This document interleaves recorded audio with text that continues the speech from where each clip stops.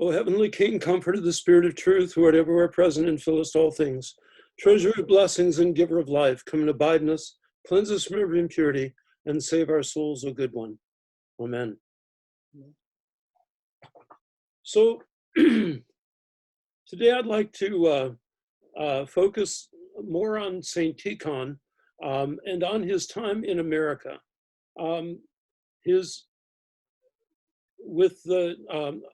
And up to about 1917. His ministry in Russia, his ministry as patriarch, and all of the events that happened during that time are really they deserve a whole class in and of themselves, as does also the the whole issue of the Great Council of 1917, as does the whole issue of what was going on in America at that time. In the meantime,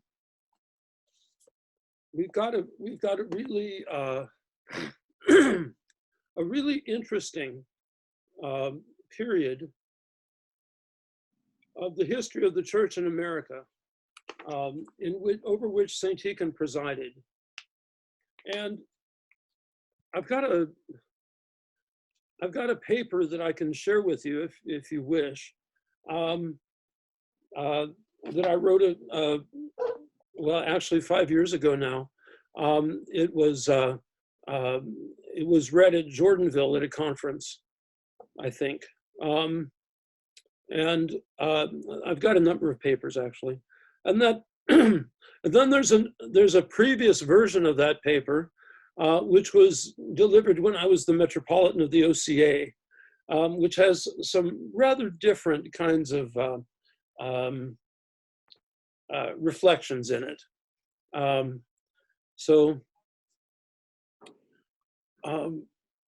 Now we got into St. Tikhon a little bit last week, I believe, right? How far did we get? Other than just a kind of sketch? I don't think we got too far. Okay. Well,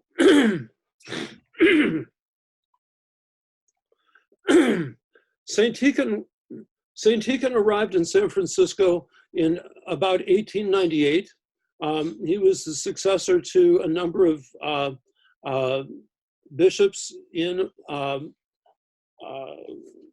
San Francisco, that, some of whom we had talked about.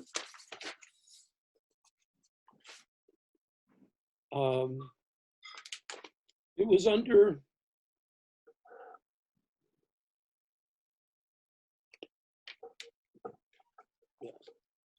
okay. It was to a great degree under St. Tikhon's watch that this whole process of the return of the uniates was happening. It was Bishop Alexander, I believe, Vladimir, who made the initial contact with Alexis Toth in 1892, I think. 1893, Alexis Toth began the process. He converted, and about 400 people with him. Then that was followed by, I believe, Bishop Nicholas, who was fairly short-term, but was a very significant figure in the North American diocese. Receiving parishes, especially from the uniates. And then that was picked up by St. Tikhon. 1872, the diocese had been transferred from Sitka to San Francisco. And because most of the, at that time, most of the energy was focused along the West Coast. And from San Francisco, you had fairly easy access to all points in Alaska, actually easier than even out of Sitka. It was just a little bit further, but but with vectors and things like that, because Alaska is so huge. And the weather is, well, not so great, shall we say. But as the 19th century, last decades of the 19th century progressed, more and more communities were being developed, and there were more immigrants who were coming into the United States. One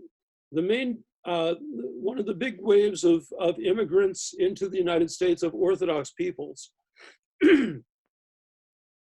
was Serbs and Greeks in the around 1850 into California because of the gold rush. Then there was a large immigration of Syrians and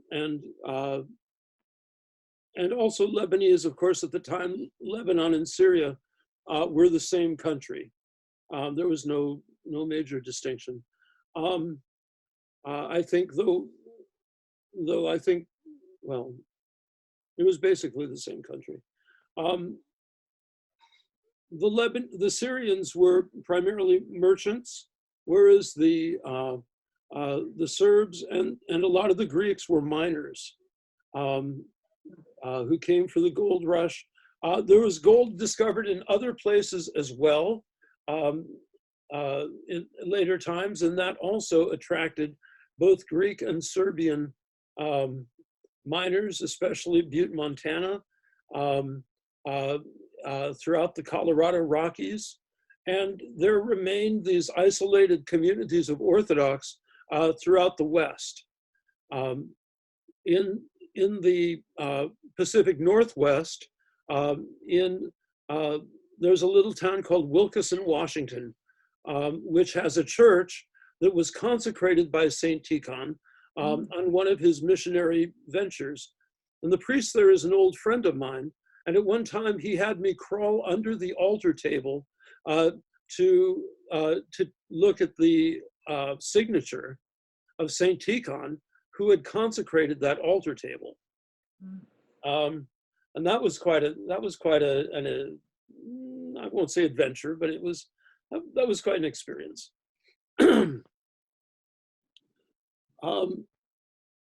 St. Tikhon was based in San Francisco, but he went all over the place.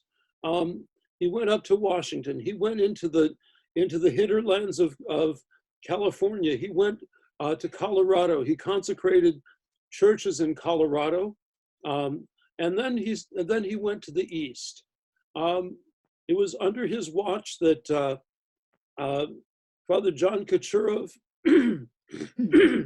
in Chicago was building Holy Trinity Cathedral, and Father Alexander Hadovitsky was building St. Nicholas Cathedral in New York. And of course, as the bishop, as the canonical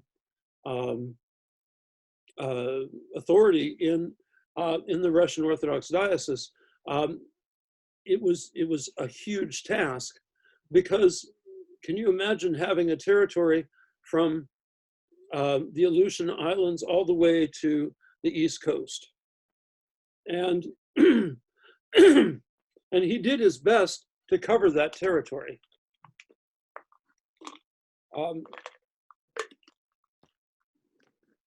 And in doing so, he got to know all these different kinds of communities.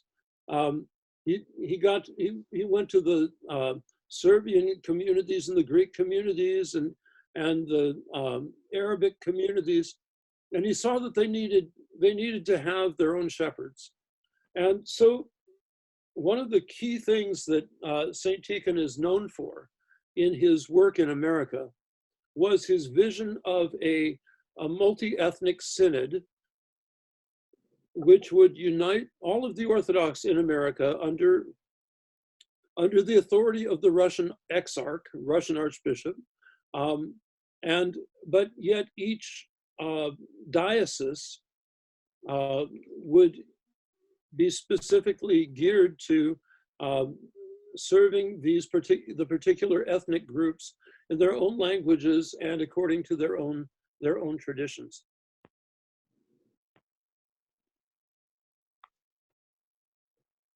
Um,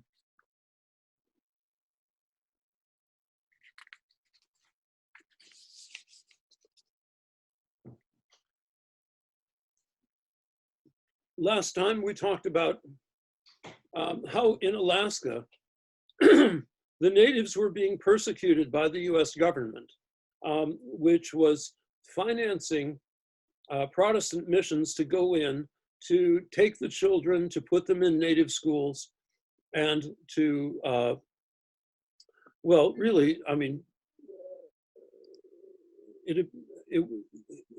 they abused those kids. 1 second here.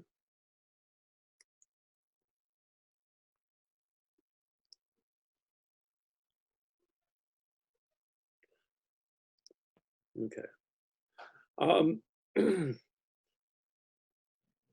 Of course, he had to. He tried to address some of those problems. So what he found were very different issues in all the different areas. In Alaska, you had these native schools and the issues with Americanization.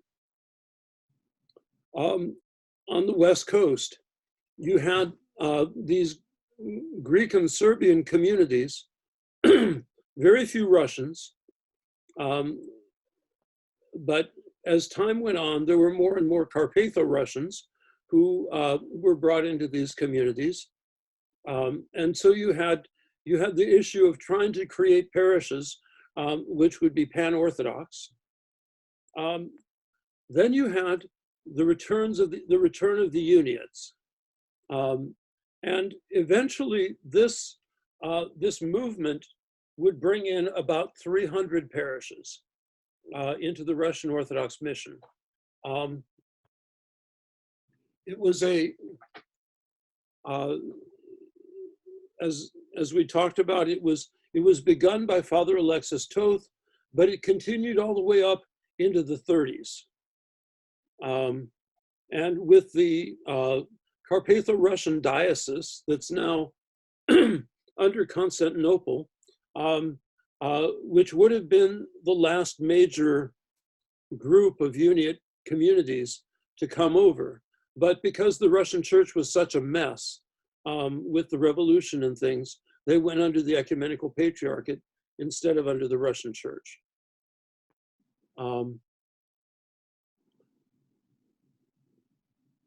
So his vision had to embrace all these different needs as well.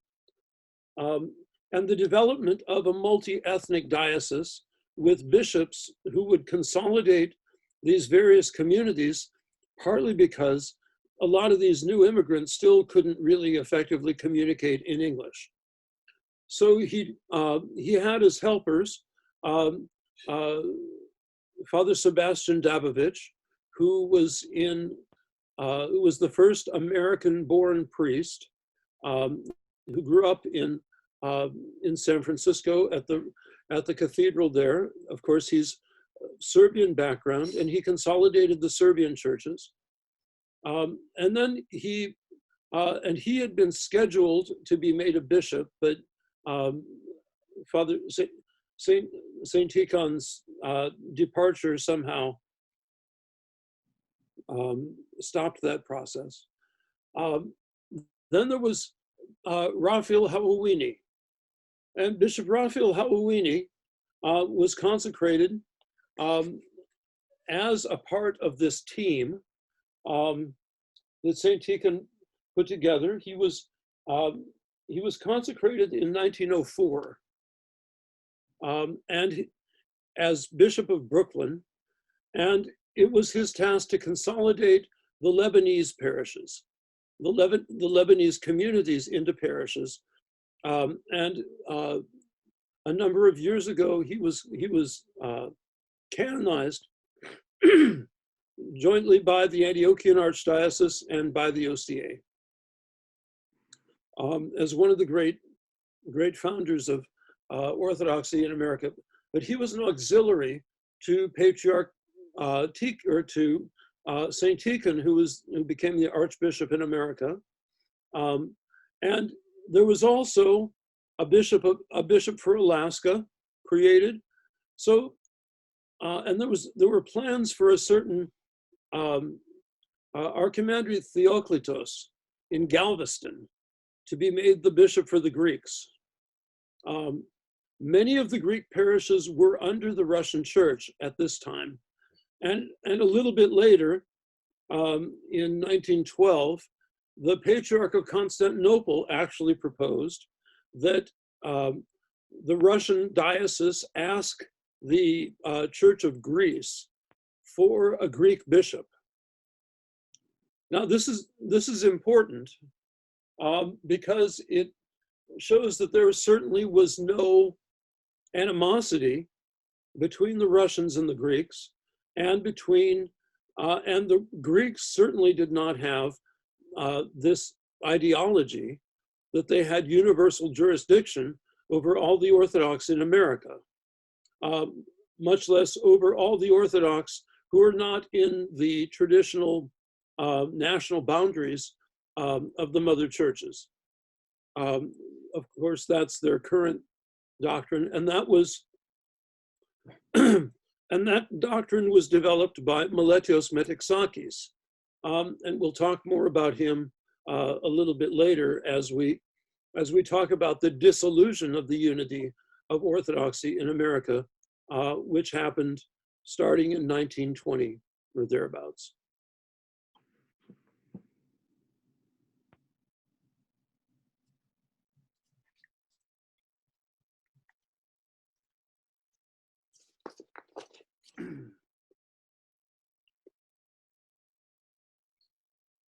One of the things that St. Tikhon did is he developed a lot of good, a number of good publications.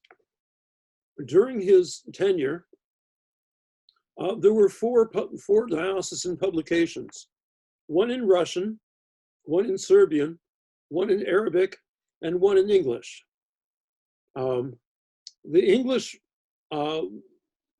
one was called the Russian-American Messenger, and eventually there also came to be a Carpatho-Russian newspaper instead of a little pamphlet kind of thing. I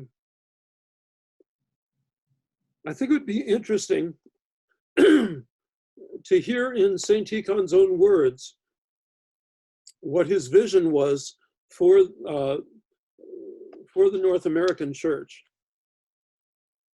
As to the See of North America, it ought to be made into an exarchate of the Russian Church.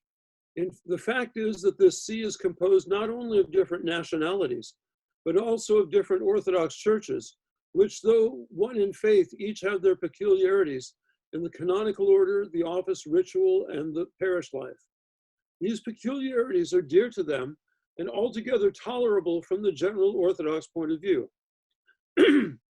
That is why we do not consider that we have the right to interfere with the national character of the churches in this country, and on the contrary, try to preserve it, giving each a chance to be governed directly by chiefs of the same nationality. In short, it is possible that there will be formed in America an entire exarchate of national Orthodox churches with their own bishops, whose exarch is to be the Russian archbishop. In his own field of work, each of these bishops is to be independent, but the affairs which concern the American church in general are to be decided by a general council presided over by the Russian archbishop.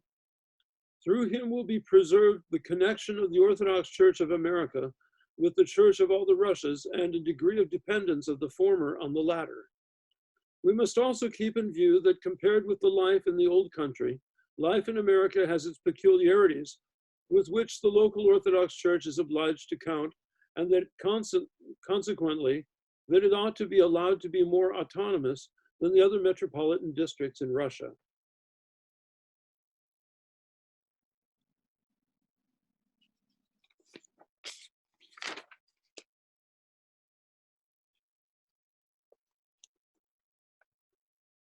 Now, one of the things that he mentioned was that there would, for there to be a council advising the archbishop. This was the beginning of the consideration of the whole issue of conciliarity, Sobornost. Now, in Russian philosophy, the idea of Sobornost was beginning to develop at the time and continued to be highly developed during the course of the years of the diaspora after the Russian Revolution, when a lot of exiles gathered in Paris, and these were some of the more some of the major intellectuals from the school or the Theological Academy of St. Petersburg. Also, the whole issue of Sobornost has a fairly long history in Russian philosophy among the Slavophiles. The word Sobornost, on one hand, means Catholicity. When in the creed, when they say one holy Catholic and Apostolic Church, it's "И верю в одну святую соборную и апостольскую церковь." And it also, in particular, has the meaning of conciliar, meaning also synodal. And this synodal character of the Orthodox Church is important because it refers to synods of bishops. And this is one of the core marks of Orthodox ecclesiology, that there are levels of synods of bishops, each of which has a leader or a primate, usually the senior bishop or bishop of the senior city in a particular area, and that in a national church, there might be several local synods, each of which would have an archbishop or a metropolitan presiding over them, but that the general synod of that local church would then elect a primate, whether it's a patriarch or metropolitan or archbishop, who would be the, well, you could say he's the representative, he's the almost the embodiment of that local church. So, so when you think about the primacy of Patriarch Kirill, or the primacies of the other churches, the primate is the one who sets the tone to a great degree, and he's the one who's responsible for not only certain kinds of decisions within the body of the church, within the synod. For example, the primate is usually the one to push through the election of bishops or to nominate bishops. Of course, it's a big job to find people who are qualified to become bishops. And some are better than others. I can speak from experience. The primate is also the person who whose job it is to interrelate his local church to the other churches. So, for example, there are primatial visits among churches. The primate of one church will go to visit the primate of another church. And the actual title doesn't really matter, whether it's patriarch or metropolitan or archbishop. Metropolitan and archbishop are interchanged between the Greek system and the Slavonic system. In the Slavonic system, metropolitan is higher than an archbishop. In the Greek system, archbishop is higher than a metropolitan. So anyway, and so Patriarch Tikhon's vision was to have an exarchate, which means, well, exarchate can mean a number of things. I think one of the best ways to understand it is that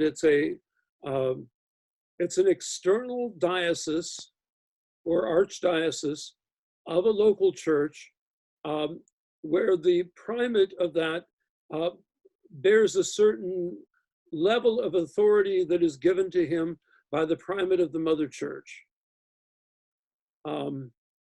So, for example, the Greek Archbishop of New York is the Greek exarch for the Patriarch of Constantinople.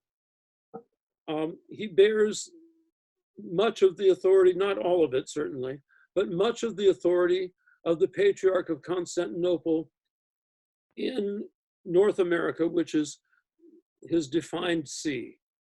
Episcopal sees are always geographically defined in the Orthodox world. We've never, ever had a single primate over the Synod of Bishops. There's a single primate within the Synod of Bishops. And that's the role of the Patriarch of Constantinople, to be the first among equals. All the primates are equal. All the churches are equal, which is how you can have the Patriarch of one of the smallest churches, Constantinople, having the primacy well in front of the Patriarch of the largest church, Moscow. All the churches are equal. But the primate is the one who presides. In other words, he's the chairman, but not the Pope. He has no authority over any other synod or any other bishop.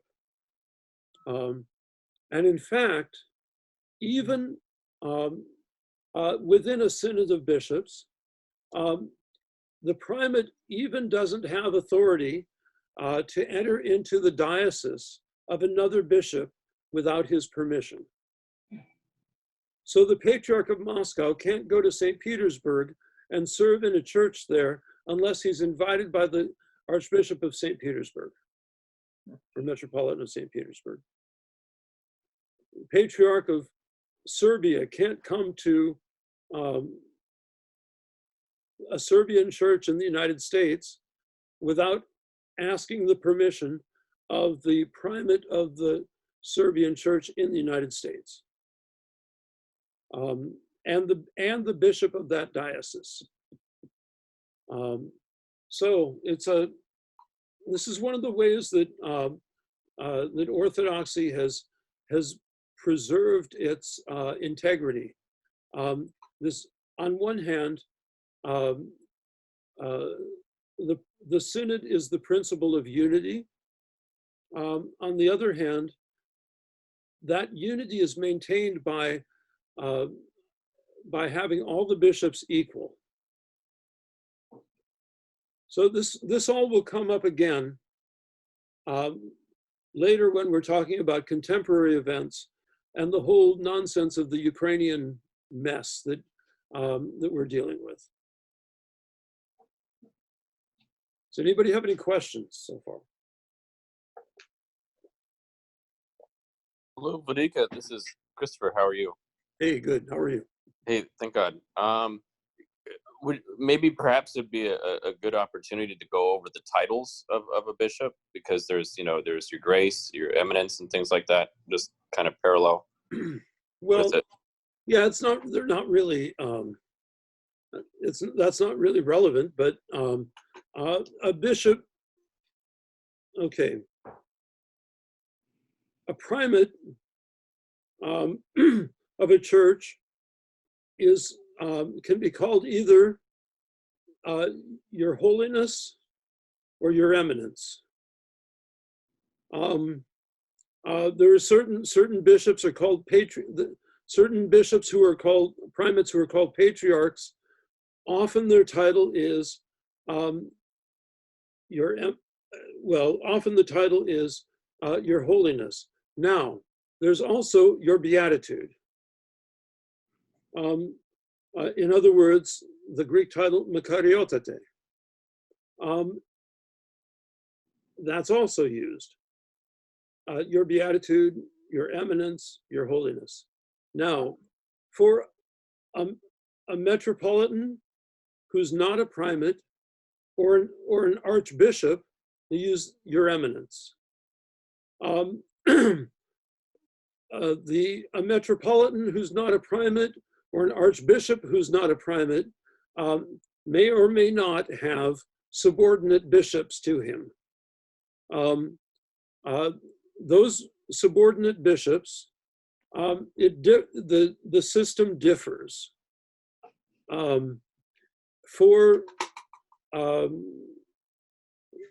You can have full diocesan bishops in the Russian system whose title is bishop or archbishop. In some places, a full diocesan bishop is an archbishop, and somebody whose title is simply bishop, which would be Your Grace, is very often an auxiliary. There's no uniformity.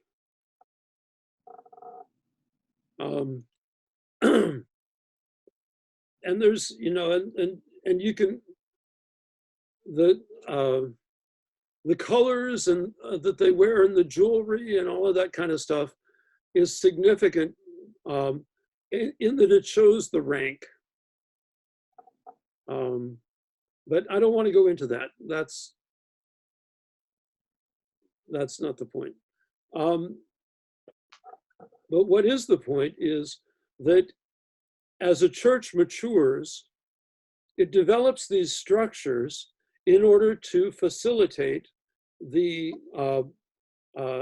ministry within it. So obviously, to have a whole continent with only one bishop isn't going to work. Doesn't matter what his title is. It's too big. And in America, once by the end of the 19th century, you had many churches each year coming into the archdiocese, into the United Russian Orthodox Mission. It was called the Mission, and especially as these ethnic churches began to be developed, it became necessary to have bishops who could communicate with those people in their own language and use their own customs. So this multi-ethnic synod developed. Now there's another principle of Orthodox ecclesiology, which ever since that time seems to have been suspended. And that is that there can only be one bishop in each city. Now this is an essential element of Orthodox ecclesiology. And it goes all the way back to the apostolic canons. In the ancient church, the bishop was the pastor of the one Christian community of each city. And he alone would celebrate the Eucharist, and all the Christians of that city would come together every Sunday into his church to receive Holy Communion. That obviously had to grow and expand once the empire converted, and there began to be thousands and thousands and thousands of Christians in each city. So that's when the ministry of the presbyter, or the priest, developed from being, in the New Testament times, the presbyters were basically the parish council, the board of elders. And the liturgy was served by the bishop and the deacons. And if you look at a hierarchical liturgy, all the priests do is stand there and look pretty. They don't do anything. They may get a line. If there's only a couple of them, they may get 2 lines or 3 lines, but not much more. They just stand there. And the rest of the service is done by the bishop and the deacon. And when you have multiple bishops, the priests just stand there and are silent, because the bishops do all the lines and that's it. Unless you have some senior priests, and well, maybe the presiding bishop will deign to give them a line or 2. But that's the ancient order of the church. It wasn't until the 4th and 5th century that priests began on a regular basis to serve the liturgy alone. And that was as the delegate or the representative of the bishop. And so, for example, you know how when we serve the liturgy that there is that when the lamb is broken, we put a piece into the chalice, right? That is a remnant from the ancient practice that when the bishop would celebrate the liturgy, he would send out a little piece of the Eucharist that he had consecrated to the other churches, so that they would add that to the chalice, so that it would be really one Eucharist, even though it was being celebrated in multiple locations. So the one loaf, everybody would partake one kind of the one loaf.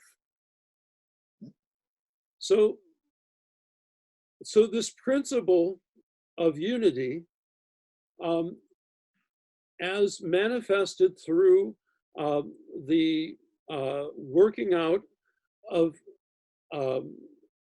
or as manifested through the gathering of a synod of bishops,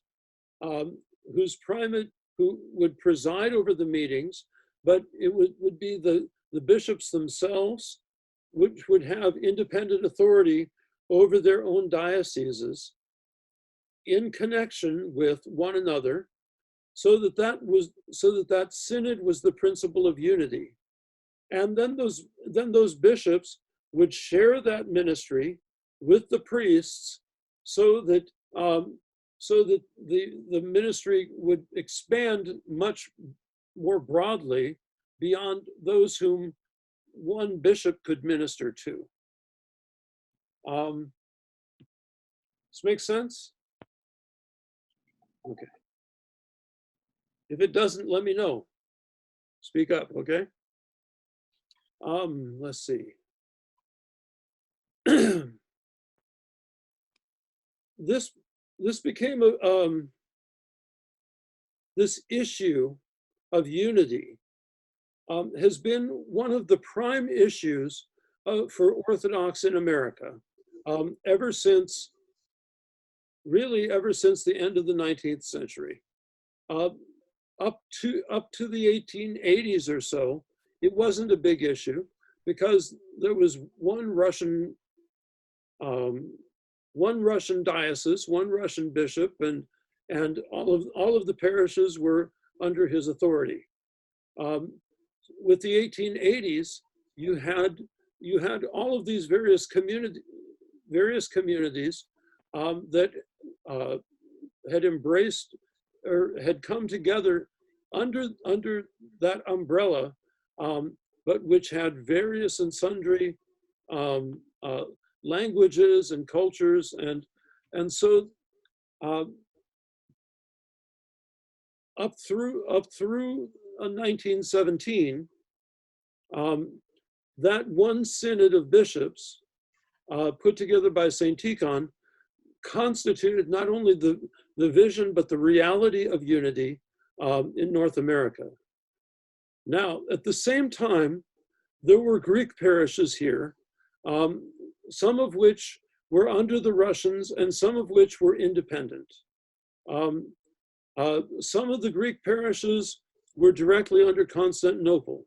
Some were under Athens, and some of them specified in their bylaws that no bishop had any authority over that particular parish. And those bylaws still exist in many places. And some of them even specified, and this still exists, that the priest doesn't even have authority over the parish. The priest is simply an employee of the parish council in order to serve the liturgy. Now, the Russians wouldn't have any of that, although there were major issues in church bylaws that would come up starting with about 1920. But we're staying before 1920 for that, for the time being. So are there any questions right now? I have a question. It's maybe irrelevant to North America, but the Egyptian church, it's Orthodox, I think, and the Metropolitan or the primate calls himself Pope. Is that? Oh, yeah, well, Pope is, Pope just means father. So you have two major churches in Egypt. Well, one major church, which is the Coptic Church, but they're not in communion with us. Is that right? Then you have the Greek Orthodox Patriarch of Alexandria, whose title is the same as the Coptic popes. And so he calls himself the Pope and Patriarch of Alexandria.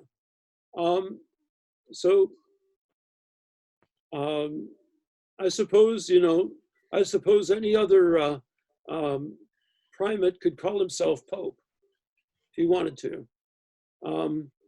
Now in Ukrainian, you have every parish priest is a Pope, because that's the popular name for a parish priest, Pope.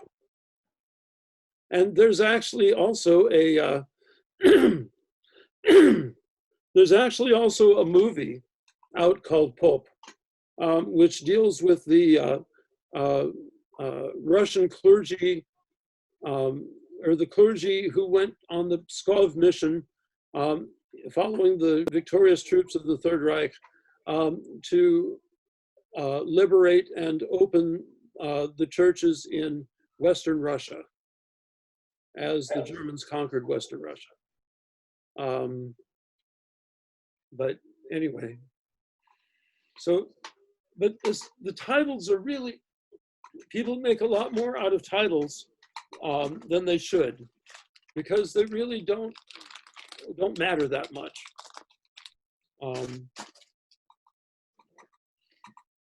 Vladika? Yeah. I have a question. So how was it possible for some of the churches that you mentioned to just sort of basically remove, in a way, the authority of a bishop over their local church? Well, they can't canonically do it, but you got to realize that there were no, these were groups of Greeks for the most part, small communities of Greeks, and there was no Greek bishop, and there were no Greek priests. It was just a bunch of laymen, and actually a lot of the priests who would come through, the Greek priests, basically were after one thing: money. And so So they had a rather bad reputation, to say the least, among the laity. And so, so the laity tried to protect their parishes from the priests. This would happen with the Russian churches in the 20s, but on a much more serious level. On a much more, and actually on the canonical level. So, but it's uncanonical, you know, that you can't, you can't have, as an Orthodox church, you can't have parish bylaws that exclude bishops and priests. And by, well, you could say by right, the priest is the head of the parish. In fact, the priest should be the president of the parish. And that's very important. You can have a starosta, you know, you can have the president of the parish council, but ultimately the priest should be that president of the parish council. Vladika, this is John. Yeah.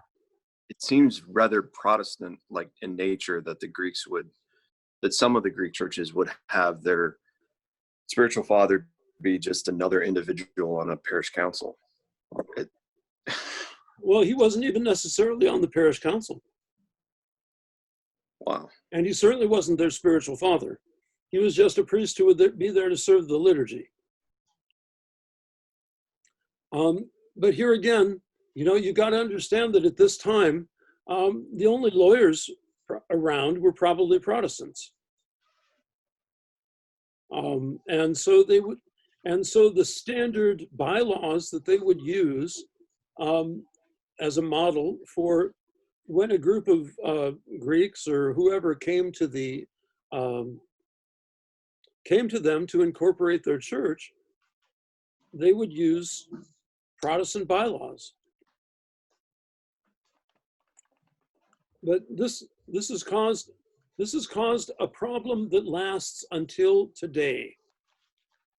And very often in the Greek church, even today, the priest may make $150,000 a year, but he has neither a vote on the parish council, nor does he have a vote on the diocesan council. He is basically at the mercy of the bishop and at the mercy of the parish. And most Greek priests, you know, actually they work very hard, some 14, 16 hours a day, usually 6, maybe 7 days a week. So they earn their money, but they're pretty badly abused. The Russian church has done better than that, except the Russian church doesn't pay money generally. A lot of times it's a little bit better than that now in Rokor, but a lot of times the priest would get half a dozen eggs and a chicken as his pay, maybe a few vegetables or something. So. Is this a problem with the OCA, this Protestant American influence? The OCA. Well, the OCA is a branch of the Russian mission. So the OCA inherited some of these problems as well. But because its structure is a little more institutionalized, it's been able to deal with some of them better. And compared to, say, the Greeks, there's a greater will to deal with these problems. So, anything else right away? Vladika, bless. I just wanted to make a quick comment about the word "pop" that you mentioned. It's actually a Russian word, and it's kind of a derogatory term for a priest. You know, not a very nice way to refer to a priest. And the Ukrainian equivalent is actually "peep." Beep? Peep. Okay. Just, you know, a quick linguistic note. Sorry. Well, I appreciate that. Yeah. Well, when you're a bishop, you know that every parish priest is a pope.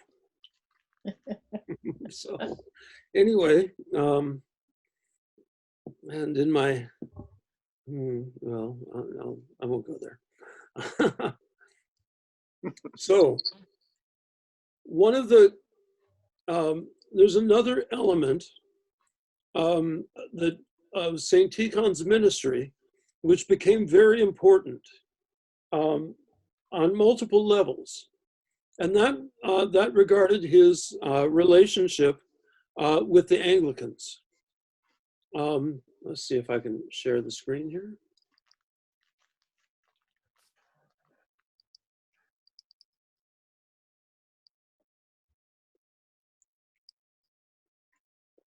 This is St. Tikhon. These are all Anglican bishops. They look, except this is Father John Kaczorov. Yeah. And Father Alexander Hudovitsky, maybe. These two. Anyway, during this period, there was there was a very warm relationship between the Orthodox and the Anglicans. And a lot of the Anglicans, the Episcopalians, were very hospitable and indeed even supported some of the Orthodox communities. Now, that can be a good thing. Can everybody can see the picture, right? Mm-hmm. Okay. It was a good thing because they would allow the Orthodox to use their churches and things like that. But it became a difficult thing when Orthodox started going to the Anglican Church or Episcopalian Church instead of to the Orthodox Church. So, for example, a few years ago, most of the chaplains in the military who were ethnic Greek were Protestants, not Orthodox. And there were many Orthodox of all different nationalities who ended up in the Episcopal Church. And part of this was because there was the Anglican Communion at that time was coming off of a movement called the Oxford Movement, which started in the 1840s in Oxford with John Henry Newman and Edward Pusey and several others who understood Anglicanism to be Western Orthodoxy.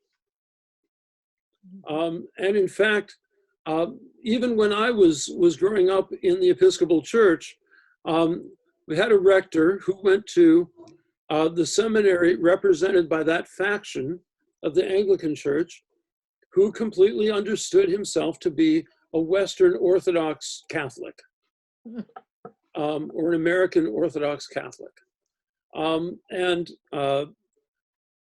saw no difference between the Episcopal Church and the Orthodox Church. And so, of course, when Episcopalians would come to when Orthodox would attend an Episcopal church, they would think, well, okay, this is just the American Orthodox Church, and would be told such. Now, this identity was not uniform within the Episcopal Church, because you had also a large number of Episcopalians who were Calvinists. You had low churchmen, like those here in Virginia. You had the Calvinists up north in Pennsylvania. And you had various and sundry other groups which represented the whole kind of range of possibilities of Protestantism. But within the one kind of umbrella of the Anglican Communion. But at this time, the High Church was very much was very interested in becoming Orthodox. In the late 1890s, they had been slapped down by the Roman Catholic Church, which came out with a pronouncement that Anglican orders were null and void. Means that they weren't priests and they're just all and we're not bishops and they're just all dressed up, and that they have no apostolic succession and no grace. That's a pretty heavy duty judgment. But it's that's certainly not what the Anglicans thought or expected. So they were reacting to that. And when St. Tikhon came to America, he got to know the Anglican clergy. And in particular, he got to know Bishop Charles Grafton, who I think is this bishop here. He was the bishop of Fond du Lac, Wisconsin, which to this day remains a stronghold of Anglo-Catholicism, and nearby is Nashotah House Seminary. Nashotah is it's the premier Anglo-Catholic, or it has been the premier Anglo-Catholic institution that was essentially one of the last holdouts against the modernism, liberalism, and Protestantism. And instead, they had a very deeply Catholic vision. And their Catholic vision was that, precisely as I had described, that the Episcopal Church was the American Orthodox Church.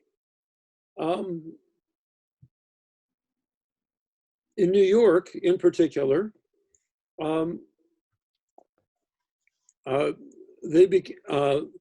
this relationship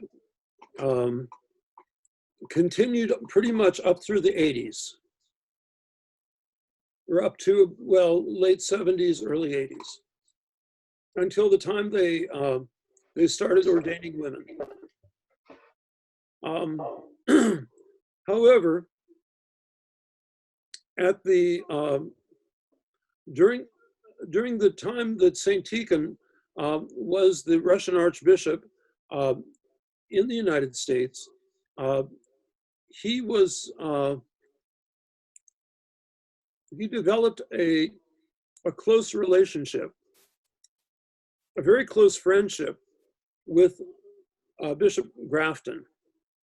And they began a series of dialogues which eventually would culminate in the Anglican Communion requesting, or a petition of the Anglican Communion to the various Orthodox churches to be recognized as an Orthodox church. This actually,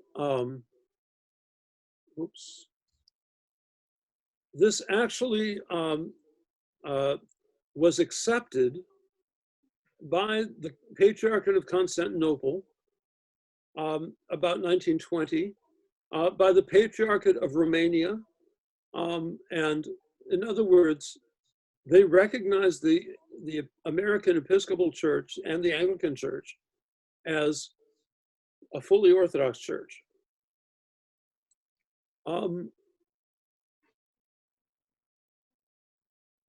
Part of the friendship of St. Tikhon and the Anglicans was manifested in the event that this photograph commemorates, in that St. Tikhon was invited to be a concelebrant and a co-consecrator of an Episcopal bishop. Now, he didn't do it because there was no official communion at that time. But it was that close a relationship. He also became a great admirer of the American Episcopal Church, which has some of its own peculiarities within the Anglican communion. Now, at this time, and up until about the 1930s, the American Episcopal Church, like most of Anglicanism, adhered to the same canon law as the Orthodox Church. Some of the rules differed. For example, the Anglicans permitted married bishops, but the canons also tolerate married bishops in certain places. But otherwise, it was just basically the same canon law.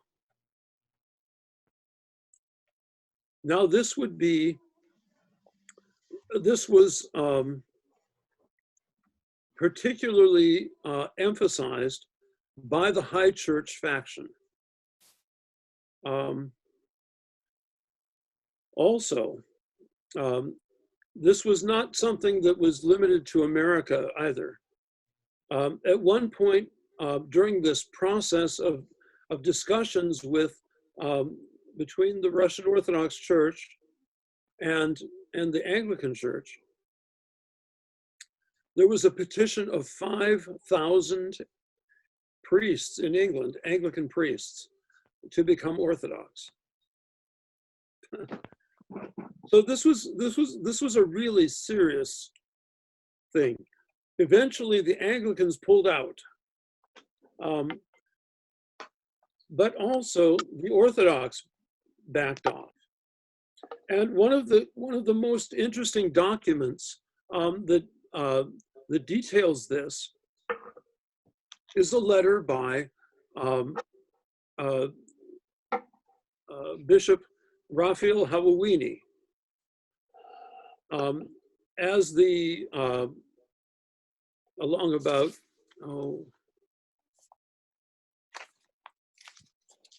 I have it here.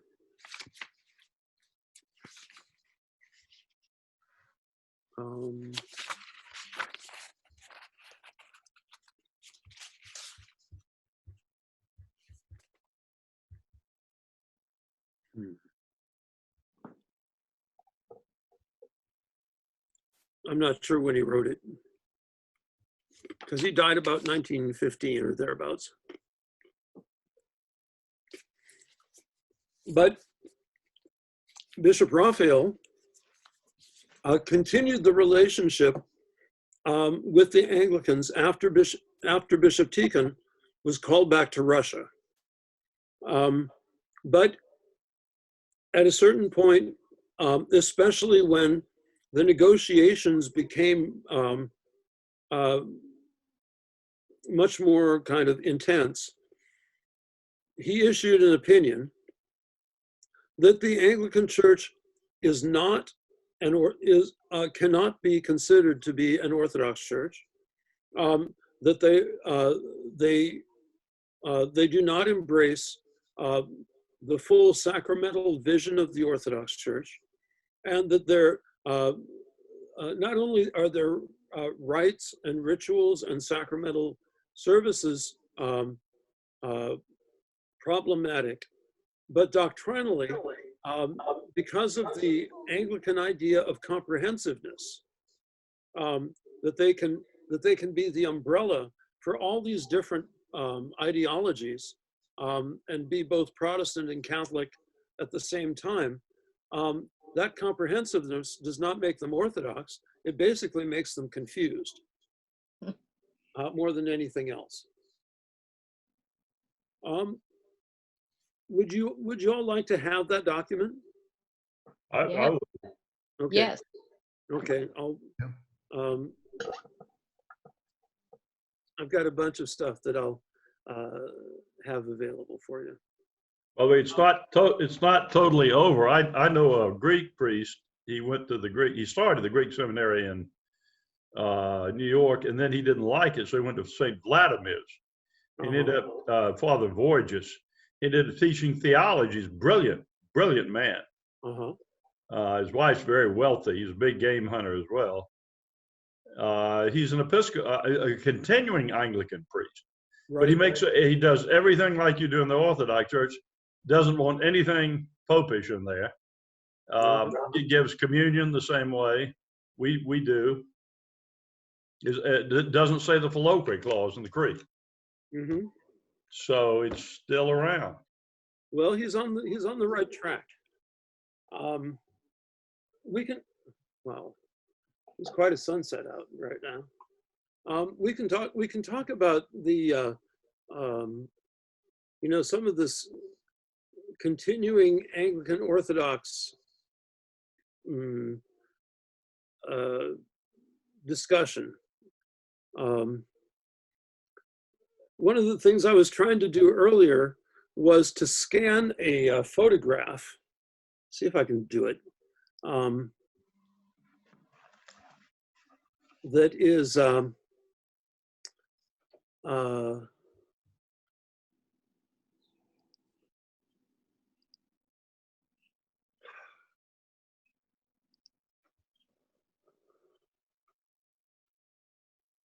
shall we say a retake.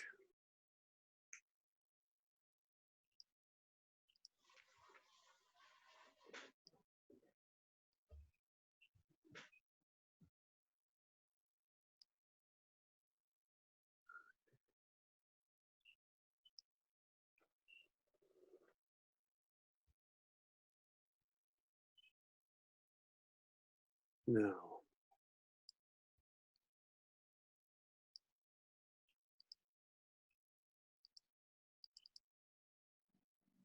Oh, that didn't come out.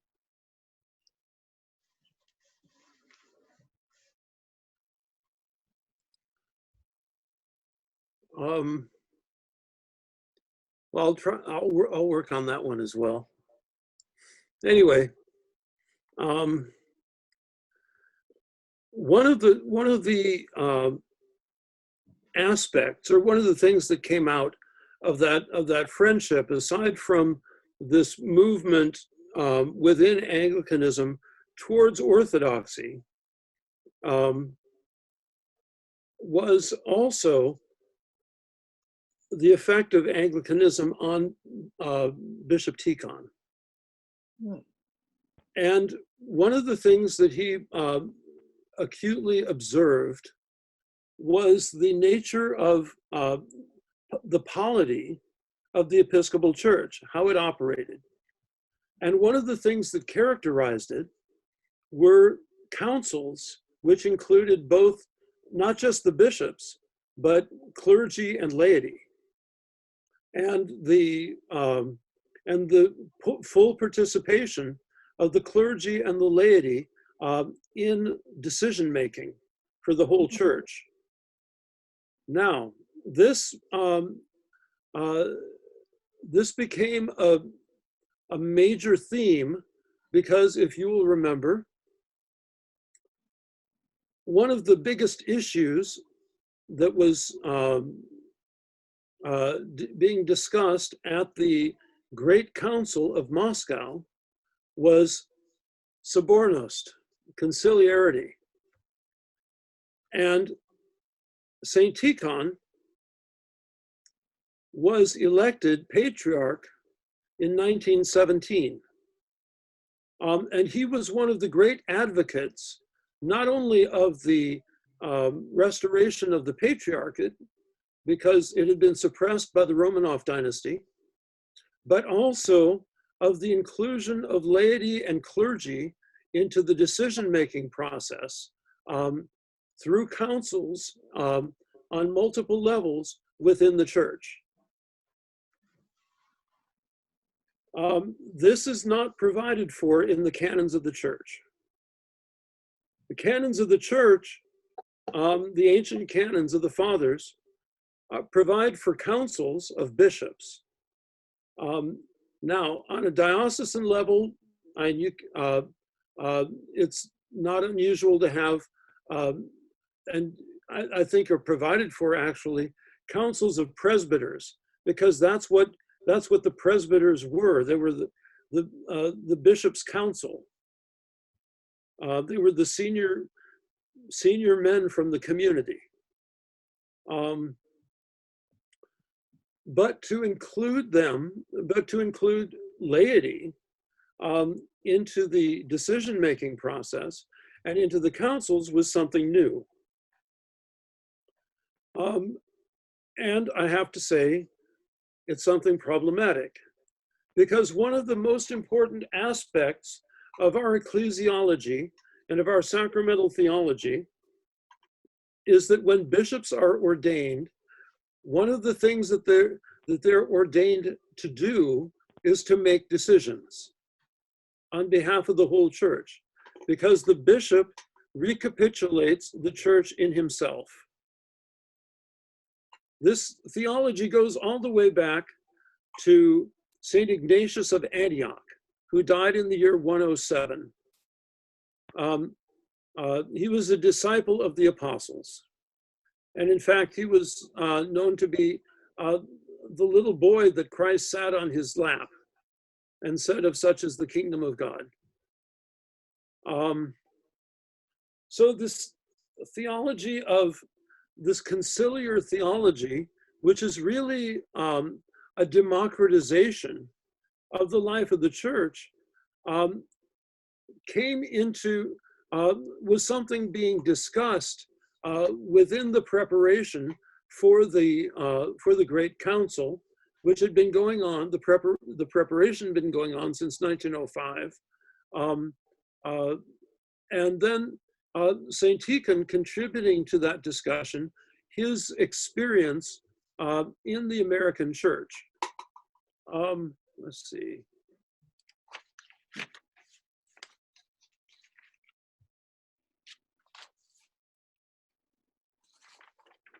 Let me read from St. Tikhon's own words that he wrote in the American Orthodox, Russian American Messenger in 1905. If laymen take part in the see assemblies, they will be something like church conventions customary in America amongst the Episcopalians, for instance. These conventions have general sessions in which both the laymen and the clergy take part, and also private sessions reserved for the discussion of purely ecclesiastical affairs by the church, by the clergy alone.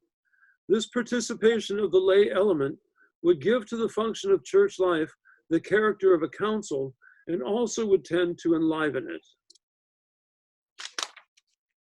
So, it's a very interesting thing that, this element of American Episcopalianism crept into the Russian Orthodox Church through St. Tikhon, who at the time he wrote that was the Archbishop of North America, but would be in a position not only in the council to advocate for it, but then to become patriarch and to implement it.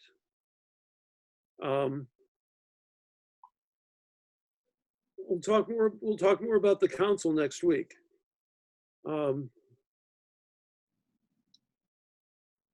So, let's see. I just noted it didn't turn out well for the Episcopal Church. I can tell you that. And in many ways, it hasn't turned out well for the Orthodox Church either. That's the OCA has severely has implemented that, and I don't think to its benefit. Let's see. So to kind of recap, because next week we'll go into St. Tikhon's. He was called back to Moscow, or actually to Yaroslavl to be the archbishop there. Eventually became the Metropolitan of Moscow, and then was elected patriarch in 1917. So 10 years, he spent 10 years of episcopal ministry in Russia after the United States and before he became patriarch. All the while, this council was in preparation. But in America, the mission of the church continued, and it was growing and developing at a rather fast and furious rate, you could say. But the vision of mission was changing. You had from the on top of that base that had been laid by the early missionaries, by Saint Herman and Saint Innocent, Saint Yaakov, and the Kodiak mission and the Alaska mission in general, that had been dedicated to converting the Americans and to translating the liturgy and serving the liturgy in the various languages in America that they found. This did not necessarily continue, sadly. At least the mission of conversion took a back seat to outreach to particular ethnic communities and to creating ministries to minister to those ethnic communities. And in other words, a lot of the ministry switched over from missionary priesthood to chaplaincy, and to consolidate and to serve particular defined communities. Because really, when you're talking about the ethnic communities, you're talking more about a chaplaincy than about a missionary outreach. This certainly became the case with the development of the particular ethnic dioceses within the Russian mission, the Serbian mission, the Syrian mission, the Greeks, eventually the Albanians. Alaska had its own diocese, which of course was multi-ethnic. But there were some Americans, and there were some Americans who converted at the time. And English was beginning to be used throughout the entire church, maybe not in each parish. Now, the conversion of the Uniates brought another whole set of issues. And they became a dominant factor in the Russian-American mission between 1890 and say 1925 or 1930, because there were so many of these communities that converted. Now, Greek Catholicism or the Ukrainian Catholic Church, at the time, well, originally they were simply Orthodox who were brought into subjection to Rome through their bishops, and sometimes they didn't even know that they were in the Roman Catholic Church instead of in the Orthodox Church. But as time went on, from the Union of Brest-Litovsk in 1589, the Uniate churches became more and more Romanized. And so this Latinization or Romanization became a hallmark of, in some areas of those Uniate churches, some of which they hung on to dearly. And nobody really told them that there was that much difference between their ethnic church experience and Russian Orthodoxy. They just kind of assumed it was all the same. And it wasn't. So you have, and within that group, you had various subgroups. You had Carpatho-Russians, and you had Western Ukrainians, and then various and sundry other Ukrainians. One of the things that happened about the same time as Saint Tikhon,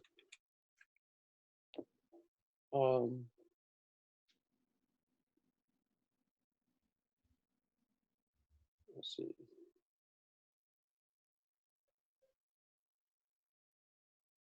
One of the things that happened about the same time as Saint Tikhon arrived is that a new bishop for the Uniates arrived.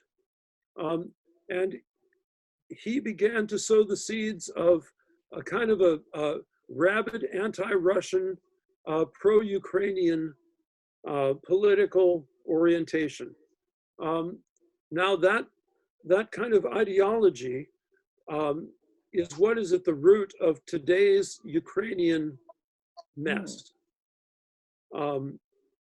It was coming from the Uniates primarily as a rabid anti-Russian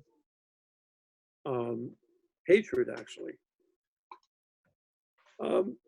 This is something that actually encouraged many of the Uniate communities to leave the Unia and to become Orthodox. And they were, and they understood themselves as being Russified,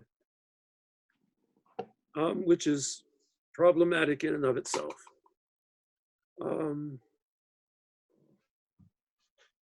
But this mission to the Uniates, it took up a lot of time and a lot of money because the Russian bishop became responsible for providing for the priests and providing their salaries. At this time, much of up to 1917, the salaries of most of the clergy were being paid by the Russian Missionary Society in Moscow that had been founded by Saint Innocent. So the church was not self-supporting in its mission. This set it up for a major crisis when in 1917, all funding was cut off from Russia. So the vision of the mission was changed, and it became focused on the consolidation of ethnic communities, and to a great extent to bring these Carpatho-Russian communities into Orthodoxy and into an understanding of Orthodoxy. It was a big task. So, and quite different from what had been previously. So, questions, comments? Which churches used Slavonic? Actually, all the Russian and Carpatho-Russian, Ukrainian. At that time, the Serbian church used Slavonic. The Bulgarians. And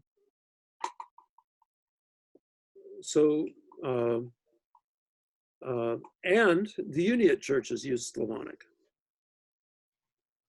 In fact, up through the 1990s, many of the liturgical books that were used in the Russian Orthodox Church, and especially in the West, came from Rome and were printed for the Uniates, because Moscow, they couldn't print religious books, and so the liturgical press in Rome provided all the books for the Orthodox, or the Russian-speaking Orthodox, or the Slavonic Orthodox.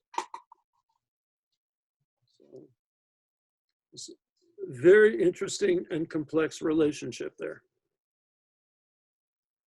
So if Vladika, trying to recap on the missional state of the Orthodox Church through St. Tikhon, essentially up until St. Tikhon, you had this movement of evangelism to convert the Americas. Then the Uniate controversy and communism essentially reoriented all efforts inwardly instead of outwardly. Well, communism didn't come until later. It was basically just it was the Industrial Revolution, actually, and the influx of the immigrants, because there were massive immigrations to the United States, and many of those immigrations, the people who came, especially from Carpatho-Russia, but also from Serbia, likely also from Greece. Those people were indentured servants to the companies that brought them, the mining companies, the coal companies, the steel companies. So it was almost a kind of slavery, because the people would come over, they would agree to work for the company for X number of years, and essentially pay their way off, out of, or buy their way out of that. But they would have to buy things at the company store. They would run up huge credit bills. And so it became this kind of never-ending chain of connection to and subjection to these companies. It was really kind of post-Civil War slavery. And of course, had nothing at all to do with ethnicity or race. So that was a difficult point in American history. So, what else? Nobody has any other questions? Well, we could ask about Alaska. I mean, how did it fare during these years, early 20th century? Alaska went through very difficult times. They had the depredations of the American missionaries, which were financed by the U.S. government. The Protestant missionaries aimed at converting the native Alaskans to Protestantism from Orthodoxy, so that was a very difficult period. There were only a few external missionaries and clergy who would go up there, so it was, the expansion of the church was basically left to the native Alaskans themselves, but they certainly preserved the faith and kept up the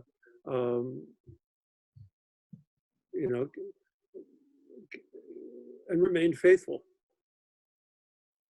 Did the church attendance shrink, or did it grow or stay about the same? You know, I don't know. I think Don't know. it's not, it wasn't just a matter of church attendance. It was, you know, these whole villages integrally being Orthodox. And some of them would go to church, and some, you know, it's like anywhere. Some people would go to church and others not, but they all retained an Orthodox identity. They baptized their children, they married in the church, and were buried from the church. And so this Orthodox identity became the real core of that, of part of who they were as Aleuts or Yupiks or Athabascans or Tlingits or something. Don't you think that's a distinction between Orthodoxy and modern Protestantism, that Protestants think individually and not corporately about a community? Yes, Orthodox are very corporate, and we're very corporate in our thinking, very communal. I was looking at a Anchorage newspaper today, an online newspaper, and it had an article on Russian Mission, the Yupik village, with lots of photographs, lots of people, including photographs of the priest and a retired priest. And it said that most of the people there consider themselves Russian Orthodox. Yep. The original church that was built in the 1850s is in a pretty ruinous looking state. But there's another church, and it seems pretty active. I don't know if it's a church if the people consider themselves Orthodox in the sense that a lot of Americans consider themselves cultural Christians. Culturally, they're Christians, maybe spiritually less so. But at least they identify themselves as Orthodox Christians. Yeah. Well, you know, the native communities have suffered very greatly, you know, with alcohol and with unemployment and with suicide, amounts of domestic violence and all of that.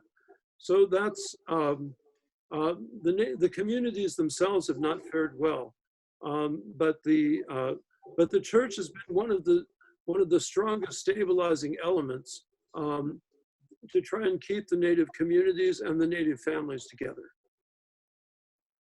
So I think you might be able to see this.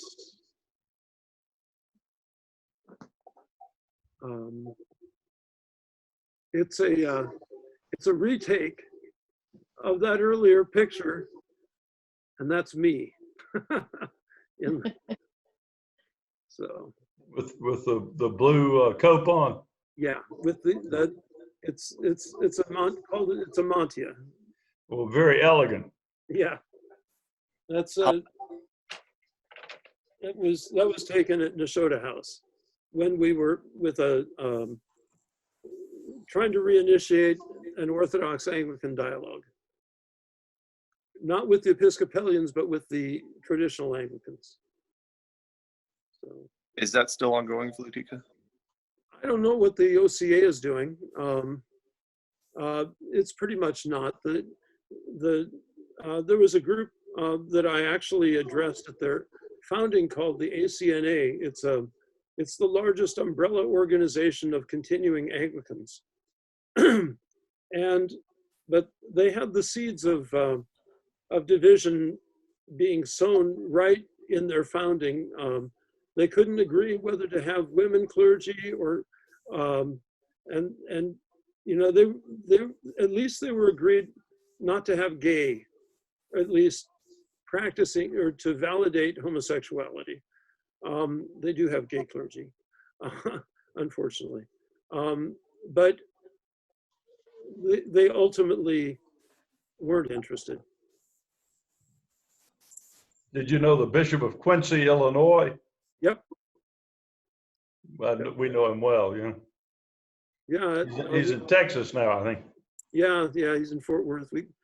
And of course, it was kind of funny. I was at their cathedral in Fort Worth, and I had been consecrated as Bishop of Fort Worth. So anyway. But unfortunately, nothing really materialized. Although I think there are still people that are interested. So, anything else?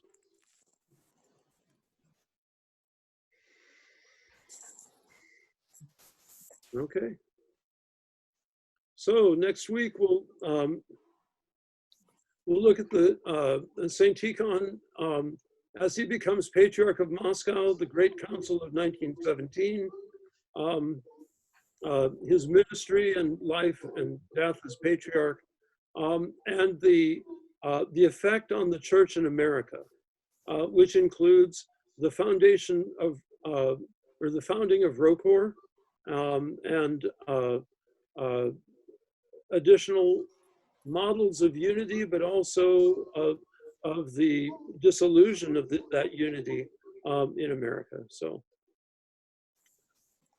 it should be an interesting, I hope, an interesting class, and I'll get a